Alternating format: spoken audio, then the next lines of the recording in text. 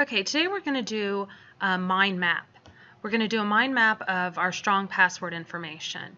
Mind maps can be very helpful to help you study, to help you brainstorm, so we're going to make one today. Click on where it says mind map strong passwords, and a blank paper should pop up, kind of like this one. Okay, we're going to start with our main idea, which is strong passwords, and I'm going to go up here and get a shape. I'm going to use a circle and draw a circle there, right about in the middle. Okay, and it ended up being light blue with a black border. And I'd like to change the color, so I'm going to come up here to fill color, change it to orange. And I could change the line and make it a little bit darker if I wanted. There we go. Okay, now I need to add some text. I'm going to make it bigger.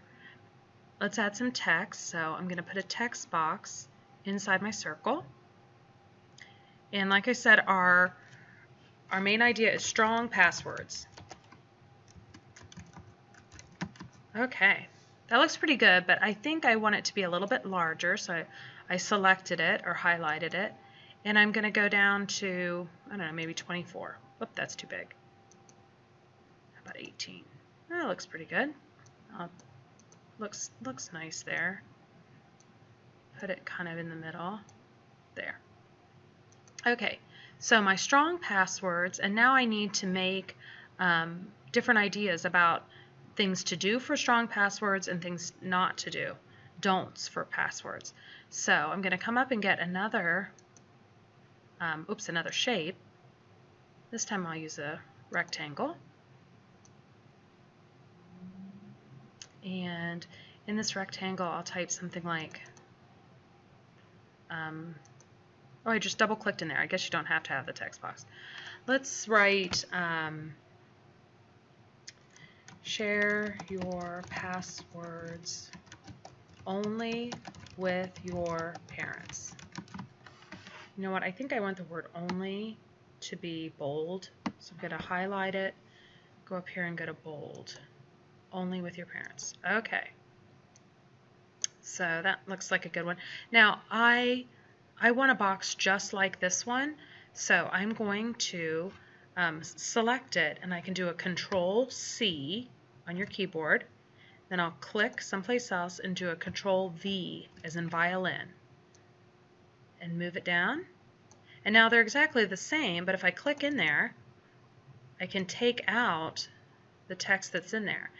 And another do for strong passwords is use letters, numbers, and characters. So use letters, numbers, and characters in your strong passwords. That's a do. And then I'm going to need another box because we're going to do 3, and I can hit a Control-C as in cat and click off, and then I'm going to hit Control-V as in violin. There it is. And change the words. Let's see, let's change them to use 8 characters or more. Characters are like letters or numbers. You need to use 8 or more. Okay, so I have these ideas, but now we kind of have to link them to the strong passwords. So I'm going to use an arrow. That's what mind mapping is. And you might think you want that, but that's the select tool. You're going to come up to where it says line, and we're going to use this tool, this arrow. Now, notice that now when I have this arrow, if you have the arrow, it makes all of these dots all over your circle or whatever shape you used. And I'm going to draw it to there, and there's another dot that shows up, and I can let go, and there's my line. Now, I like color, so that black is kind of, you know, boring, I suppose. So I'm going to go here, and I'm going to change the color. Well, let's change it to purple.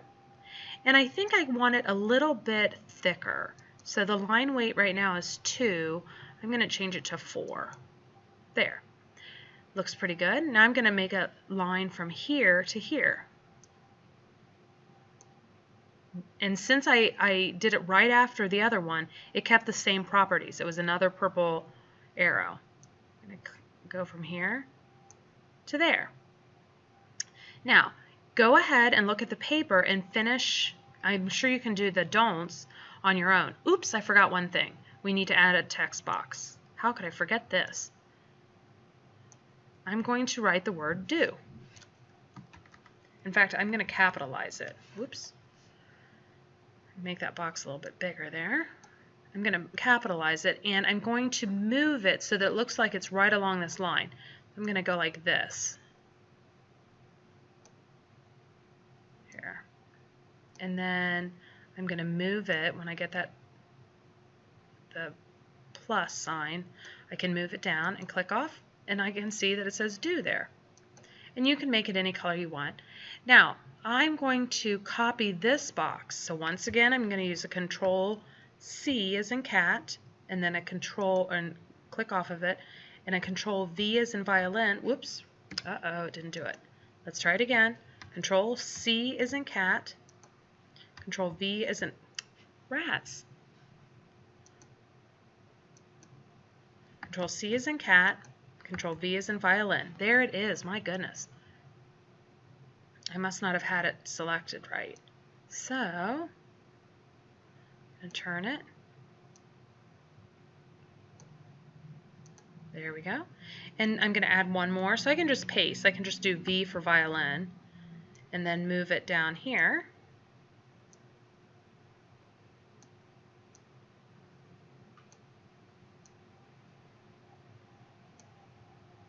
Whoops. There we go. And you always want to move it when it's the plus sign. If you move it when it's the arrow, it just makes it longer or taller. So we're just going to leave it like that. But that looks pretty good. Now I will leave you to do the other side. Look at your paper and see if you can make it look just like that.